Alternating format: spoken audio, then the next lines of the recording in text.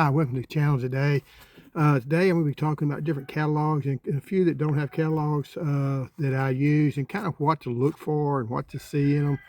I know it's not easy because I got it reversed, so everything's going to be backwards. But first thing I want to show you is Wilhite Seed Company, and it's this company out of Texas, and they're more of a market farmer catalog. It's not real splashy. But if you want to order, you know, a large amount of something, such as you want to put it in a cover crop, and here we got one that says cover crops, and let's say I wanted to buy Daikon radish right here. You know, they got that Daikon radish, and you can buy 5 pounds of it for $16.50. You also got shipping, but shipping's nominal. It's not, they're not making any money off their shipping and handling. So because you're going to see some companies don't charge for shipping, so they put that in each packet that they sell. So, you know, shipping's never free. It's do they charge it as a separate item or not. But like I say, what I really like about it, they got a lot of your main varieties and things, but if you're wanting to grow or you're wanting to buy a certain thing and you want to buy a lot of it, like say one year you just want to go crazy with a certain variety of carrot seeds. Let's go look at carrot seeds. You know, let's say I wanted to buy, you know, a quarter pound of Danvers 126, okay? You can buy a quarter pound of that, which is probably enough for the whole county, for $8. Now, I did one time buy radish seeds, and I bought like 8 ounces of radish seeds, which is half a pound. And it was like in a, you know, bag this big, this thick. It was really big. I don't even like radishes, but I got a really good deal on it because, you know, you can buy a packet for $2.55 or you can get a quarter pound for $8. So the packet's 1/32 of an ounce. So a quarter ounce is $3. Quarter pound is $8. So you can kind of get yourself caught by getting too many seeds, but you can always share. And, you know, I do like them. I think they got good quality seeds. One reason you kind of know that is because they sell to market farmers, and market farmers want the better seeds because, you know, if as a gardener we don't get good seeds, we lose, you know, the crop for that plant. For a market farmer, he's lost his livelihood, so he has to make sure he has a top quality seed. So if you're selling to market farmers and you don't have good seed, you'll go out of business pretty quick because they won't order from you again. Plus, if you have a pack of seeds that go bad, a lot of times people don't report it. If I have a bad pack of seeds, it could be me. I usually don't complain. But from Wilhite, if I bought, and if I was a market farmer and I had a seed failure, I'd be a lot more concerned about it. The next one I got a catalog from is Vermont Seed Company. Really good if you want some of the different type of, I know I'm looking at it, but this ain't working real well. But they do have a large crop of different type of seeds, and I've ordered from them, got good germination from them. So if you just want stuff like Calypso or Black Cocoa or Black Turtle, you know, they're good to get the seeds from. They can have a lot of different type of seeds.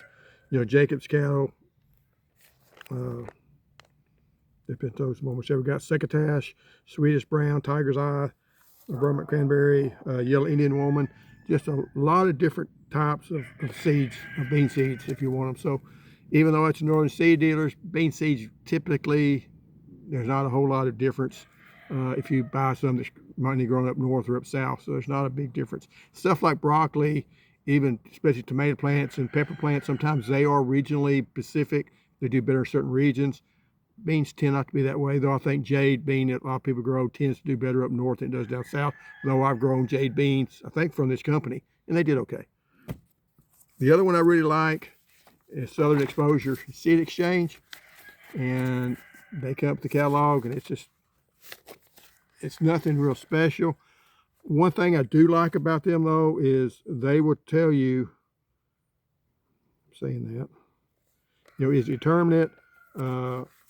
Does it have any type of, and they do tend to have mostly open pollinated if that's what you're wanting.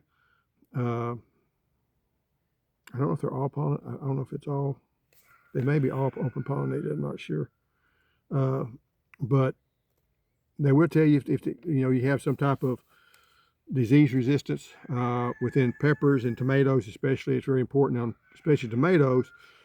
Certain pests, if they're not resistant to it, you may not survive. So you want to know what the resistance is.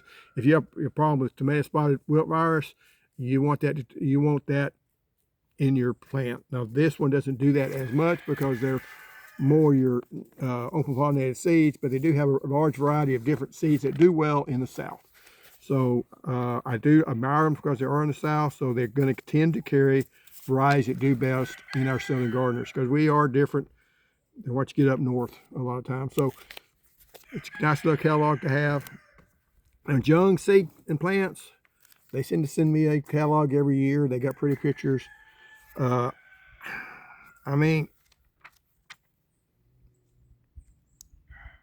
if there's a variety in there that you want, that's good. But I don't order from them a whole lot. They do have Velour. I think I ordered from it one time. And it was one of the purple beans, and it did really good down here, and I wish other people would carry it. It's kind of a dwarf bean, doesn't go really big. And like I say, I liked it, but that was the main one that I ordered from. I think that's what I ordered was from them. They're just not a whole lot in here that, and they have a large variety of stuff. They have a lot of your roses and things of that nature. I kind of an all-purpose catalog. The problem with all-purpose catalogs is they don't really you don't really specialize in any specific thing. Though they did have some interesting, varieties in there. Like they got the glass gem. I do a lot of corn, and they did have the black corn here, the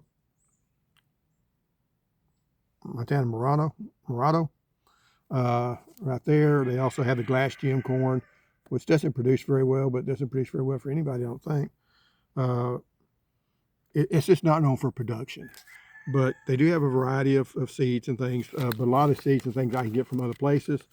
But I don't have anything bad to say about them. It's just they're not my first go-to.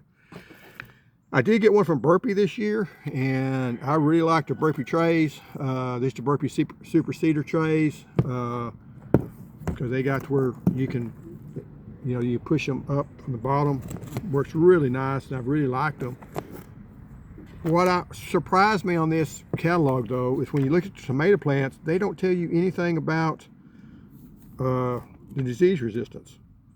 They tell you all about, it's determinate, indeterminate, and they got, they'll say it's a varieties on disease resistant, high yielding plants, but disease resistant for what? Is it disease resistant for late blight, early blight, nematodes? What's the disease resistant? Because not all of them have the same disease resistance. And it really surprised me because I was going through here looking at all the different tomato plants, and I thought, well, okay, there's one particular one I was going to look at. I thought, well, I'll look at it and see if it tells me the disease resistance, and it did.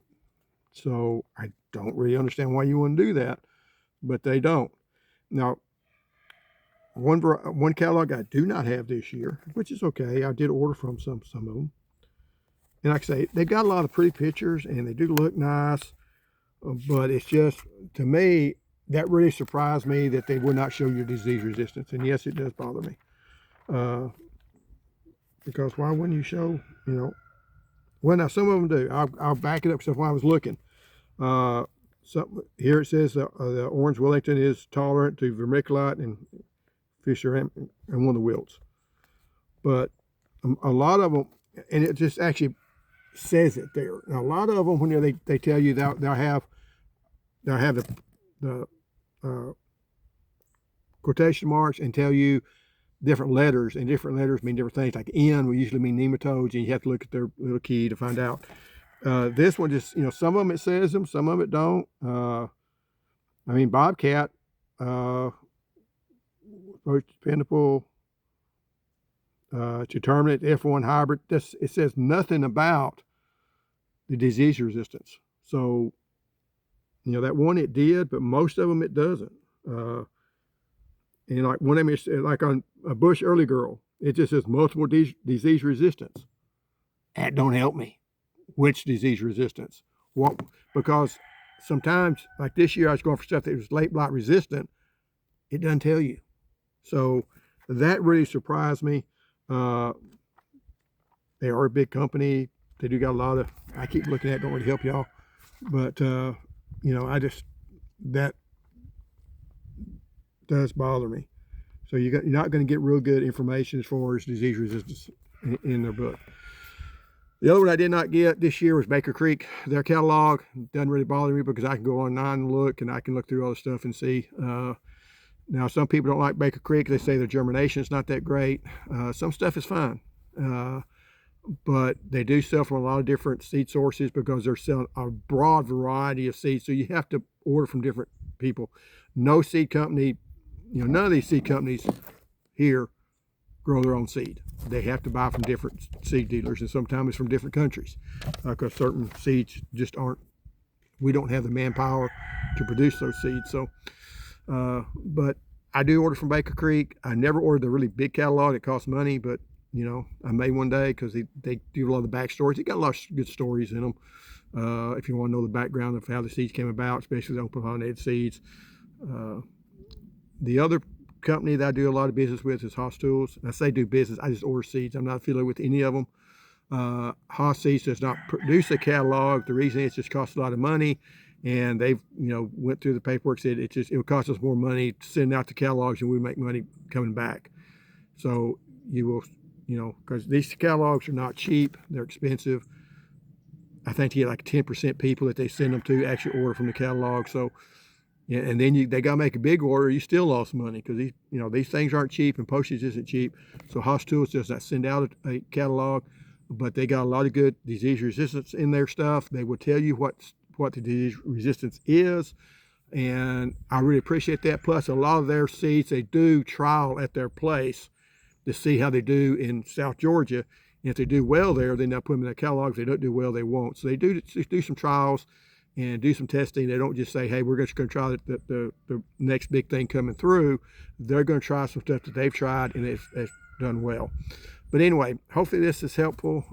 It's going to be meant to be a quick video, but as you're getting all these catalogs in from people in the South, I'm in Zone 9A in Texas, go ahead and get your seeds ordered, get them ready. It's going to be time to order. And the last thing you want to do is figure out what you want to plant and then try to order it and they're out of stock, or they just take 2 or 3 weeks to get the stock sent to you. And if there is any mistakes, they tend to make, because everybody orders their seeds in March and April. So even February, people are starting to. So go ahead and try to get your seed orders in, get the thing shipped to you. So you do have some time if stuff gets stuck in transit or whatever, you got time to still plant them. So sorry about that. Happy gardening. It's fixing to get started. I've got my tomato started. And, you know, it's not too much longer. We start putting stuff in the ground. Anyway, thanks for watching. I'll see you next time. Goodbye.